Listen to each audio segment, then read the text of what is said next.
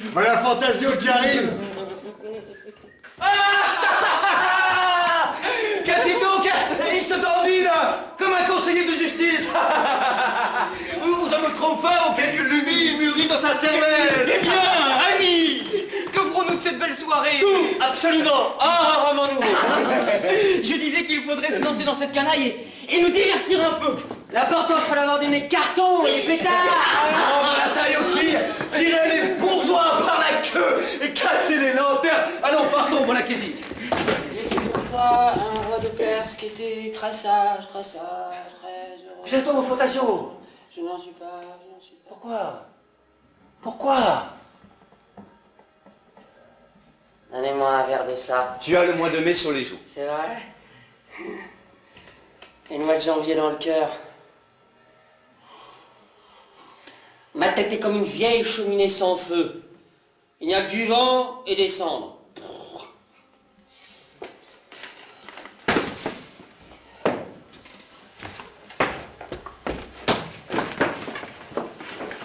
Ça m'ennuie que tout le monde s'amuse. J'aurais que ce grand ciel si lourd fut un immense bonnet de coton pour envelopper jusqu'aux oreilles cette sotte ville et ses sots habitants. Alors, voyons. De grâce, dites-moi, un calembourru, c'est quelque chose de bien rebattu. Pourquoi? Que je ris. Je ne ris plus de ce qu'on invente, peut-être que je rirai de ce que je connais. Et tu me parais un tant soit peu misanthrope et enclin à la mélancolie. Du tout, c'est que je viens de chez ma maîtresse. Bon, oui ou non? Es-tu des nôtres? Je suis des vôtres, si vous êtes des miens. Restons un peu ici, à parler de choses et d'autres, en regardant nos habits neufs. Ah non, ma foi. Si tu es là d'être debout, je suis là d'être assis. Il faut que je m'évertue en plein air. Je le saurai m'évertuer. Faccio. Je vais fumer sous ces marronniers, avec ce brave Spark qui va me tenir compagnie. N'est-ce pas, Spark? Comme tu voudras. En ce cas, adieu. Nous allons voir la fête. Oui.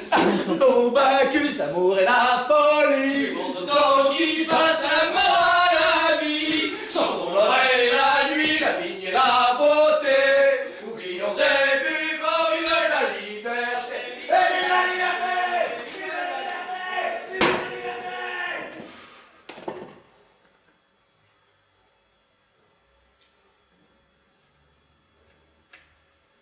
Comme ce soleil couchant est manqué, la nature est pitoyable ce soir.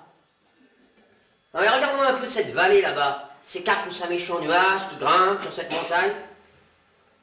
Je faisais des paysages comme celui-là quand j'avais 12 ans, sur la couverture de mes livres de classe.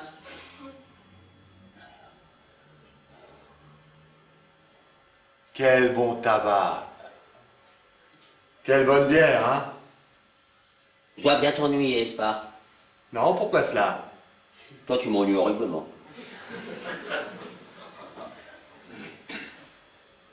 Ça ne te fait rien de voir tous les jours la même figure, hein?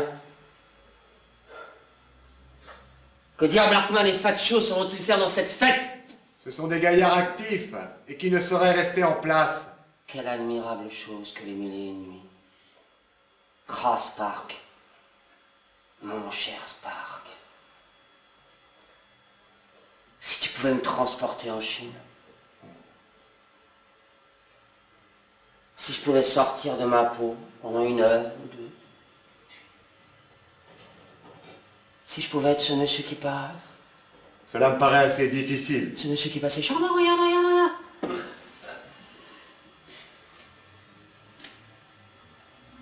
Quelle belle culotte de soie.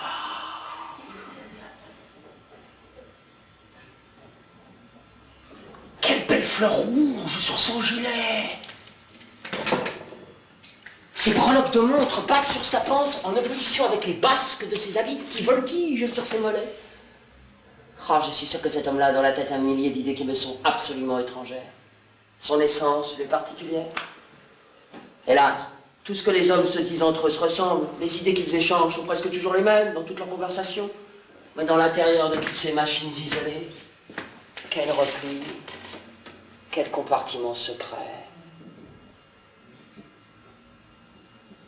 C'est tout un monde que chacun porte en lui.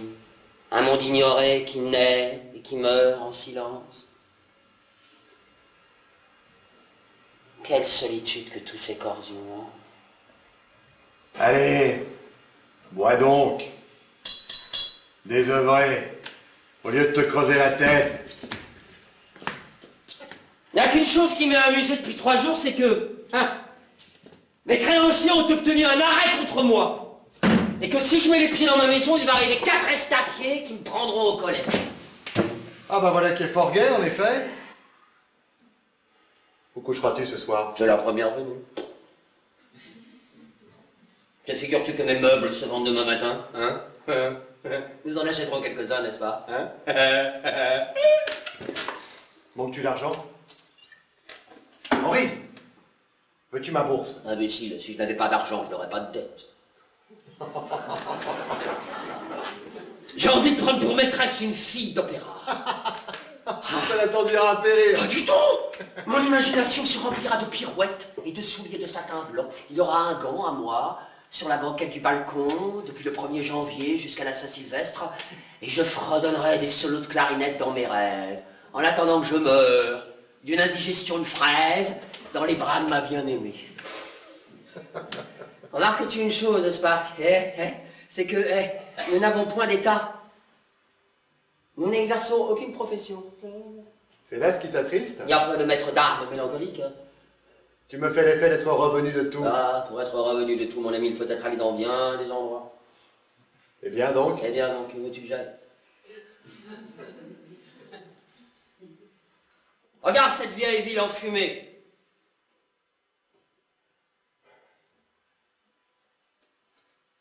Il n'y a pas de place, de rue, de ruelle où je n'ai rôdé 30 fois. Il n'y a pas de pavé où je n'ai traîné ces talons usés. Pas de maison où je ne sache quelle est la fille ou la vieille femme dont la tête stupide se dessine éternellement à la fenêtre. Je ne saurais faire un pas sans marcher sur mes pas d'hier. Eh bien, mon cher ami, cette ville n'est rien auprès de ma cervelle. Tous les recoins m'en sont 100 fois plus connus. Toutes les rues, tous les trous de mon imagination sont 100 fois plus fatigués. Je me suis promené en 100 fois plus de sens dans cette cervelle délabrée, moi, son seul habitant. Je me suis grisé dans tous les cabarets, je me suis roulé comme un roi absolu dans un carrosse doré. J'ai trotté en bon bourgeois sur une mule pacifique. Et je n'ose seulement pas maintenant y entrer comme un voleur, une lanterne sourde à la main. Je ne comprends rien à ce travail perpétuel sur toi-même. Moi, quand je fume, par exemple, la pensée se fait fumer de tabac. Quand je bois, elle se fait vin d'Espagne ou bière de Flandre. Quand je baise la main de ma maîtresse, elle entre par les bouts de ses doigts effilés pour se répandre dans tout son être, sur des courants électriques. Il me faut le parfum d'une fleur pour me distraire. Et de tout ce que renferme l'universelle nature, le plus chétif objet suffit pour me changer en abeille et me faire voltiger çà et là, avec un plaisir toujours nouveau. Tranchons le mot. Tu es capable de pêcher à la ligne. Et cela m'amuse. Je suis capable de tout. Même de prendre la lune avec les dents. Cela ne m'amuserait pas. T'en sais-tu? Prendre la lune avec les dents n'est pas à dédaigner. Allons jouer au 30 et 40. Non, non, en vérité. Pourquoi? Parce que nous perdrions notre argent. Oh.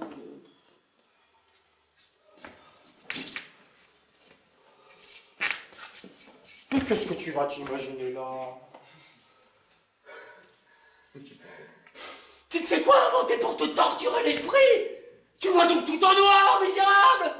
Perdre notre argent? Tu n'as donc dans le cœur ni foi en Dieu, ni espérance? Tu es donc un athée épouvantable, capable de me dessécher le cœur et de me désabuser de tout? Moi qui suis plein de sève et de jeunesse?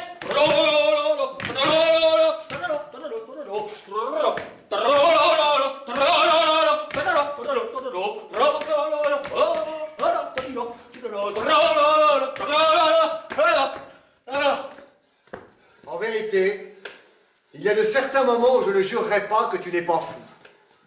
Comme David Clark.